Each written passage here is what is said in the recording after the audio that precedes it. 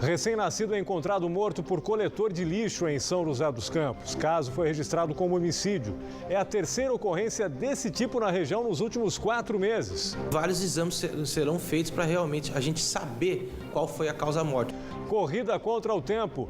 Criança de Aparecida com doença raríssima conta com a solidariedade para sobreviver.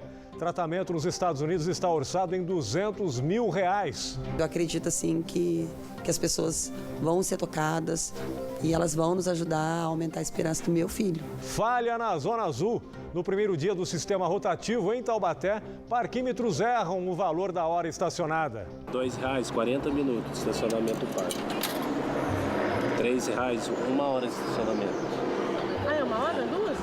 Não tive sorte não, já tá dando pau a maquininha. Vamos ver, tomara que melhore, né? CETESB aprova estudo de impacto ambiental e emite licença prévia para a interligação das represas de Jaguari, na bacia do Rio Paraíba, e Atibainha, no sistema Cantareira.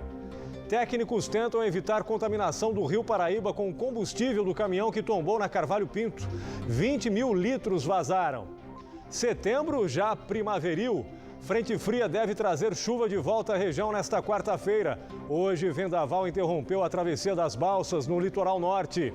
O Brasil nos palcos de São José dos Campos. Começa amanhã o festival com mais de 50 espetáculos de graça. E no esporte, Jacareí Basquete aposta em ex-jogador da seleção para tentar a primeira vitória no Campeonato Paulista. Queremos sim dar a vaca nos playoffs e vamos em busca dela. O Band Cidade começa agora.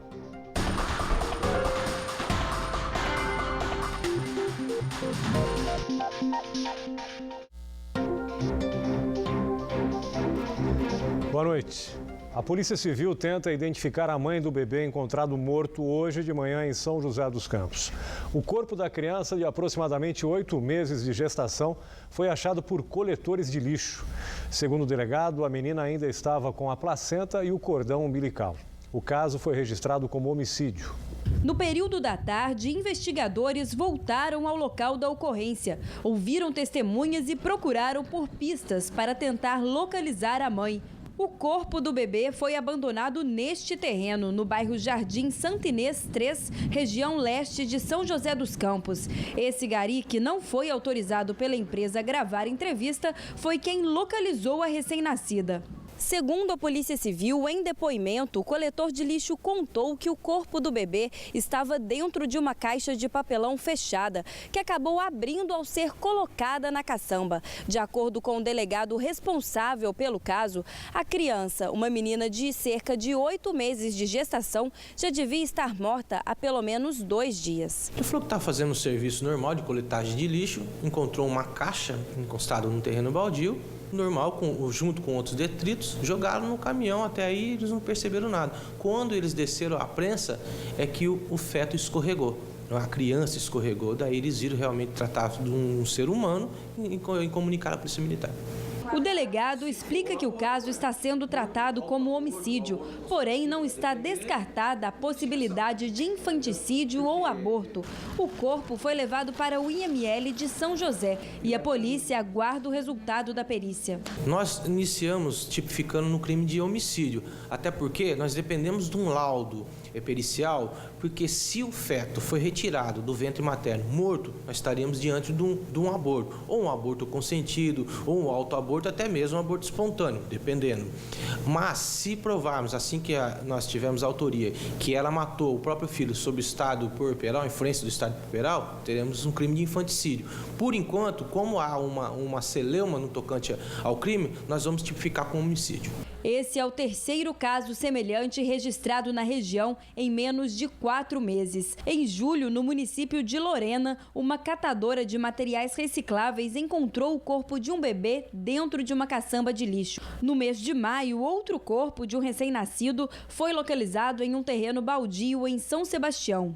A pena para esse tipo de crime pode variar de 1 a 20 anos de prisão. A gente clama a população que, caso conheça alguém que estava grávida, que apareceu sem a criança, que nos denuncie. E o telefone para denúncias é o 12 3912 1817 e não é preciso se identificar. Em Aparecida, uma mãe luta contra o tempo. O filho de quase 2 anos de idade sofre de uma doença rara. e o tratamento adequado é nos Estados Unidos. O custo estimado é de R$200 mil. Com consulta marcada para o fim deste mês, a família espera contar com a solidariedade para salvar a vida do pequeno Samuel. Uma página na internet foi criada para doações. Até o momento, já foi arrecadado 25% do total. O pequeno Samuel de Guaratinguetá tem enfrentado o desconhecido desde os primeiros dias de vida. Hoje tem 1 ano e 10 meses. Só 4 meses atrás, a família chegou perto do diagnóstico, uma síndrome silenciosa, chamada erro inato de metabolismo. No caso do Samuel, causa a deficiência na enzima CPS1, que interfere no funcionamento das células dos órgãos do corpo. E a doença já causou perdas significativas na saúde da criança. No 8º ou 9º mês de vida, o Samuel começou a perder a movimentação do intestino. Nesse tempo todo, o Samuel teve perdas motoras por uma fase. Através de fisioterapia e fono, nós conseguimos recuperar. Ele tem um perfil autista, que é um autista não comportamental, mas metabólico. Ele também tem epilepsia de 2 tipos, a de ausência e a mioclônica, a de movimento mesmo. Entre tantos exames feitos, este, que custou mais de R$8 mil, fez a contagem genética e deu as primeiras pistas do problema. Porém, o diagnóstico completo só vai ser possível fora do Brasil.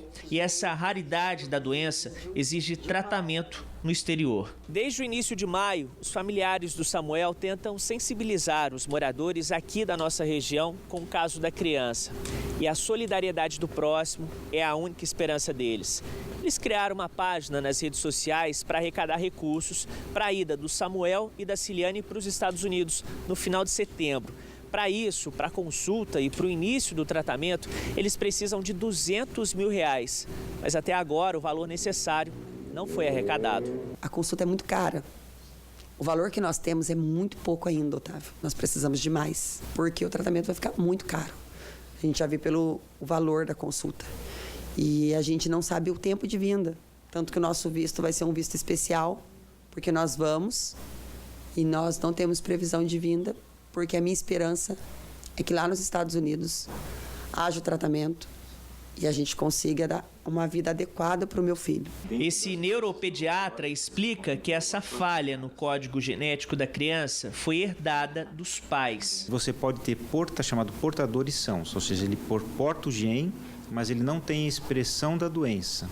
Então, muitas vezes, quando você junta 2 pessoas que têm a expressão da doença, o filho delas vai ter uma expressão total da doença, porque ele recebeu o gene dos 2 lados que determinam aquela doença. Então, isso muitas vezes está na própria genética familiar. O avanço da doença é rápido demais e pode levar inicialmente à perda da habilidade motora, problemas na fala. Inicialmente, você tem que estabelecer a possibilidade do diagnóstico, que se caracteriza principalmente quando a criança tem ainda um período de desenvolvimento normal e ela vai perdendo algumas habilidades. Por exemplo, a criança que já estava andando vai deixando de andar, a criança tinha uma boa compreensão de fala, vai deixando de ter essa compreensão, ou que já tinha uma boa característica de sociabilidade, vai perdendo essa capacidade intelectual de socialização. É aí que você vai pegando a possibilidade ali de ter um erro de metabolismo acontecendo. E mesmo pequenininho, sem saber o que está acontecendo, o carinho dele encoraja a família inteira. Eu acredito assim que as pessoas vão ser tocadas e elas vão nos ajudar a aumentar a esperança do meu filho. Bom, para ajudar aí o pequeno Samuel, acesse o Facebook na página Samuel Campanha da Esperança. Lá estão as contas bancárias para fazer as doações. Além disso, a família também está com a rifa de um carro que foi doado. E neste fim de semana também será realizado um show beneficente e a renda será revertida para a viagem. A seguir, Zona Azul estreia em Taubaté com equipamentos cobrando o dobro pela hora estacionada. E também, frente fria chega à região e vendaval interrompe a travessia das balsas. A hora certa, pontualmente 7 da noite. A gente volta já já.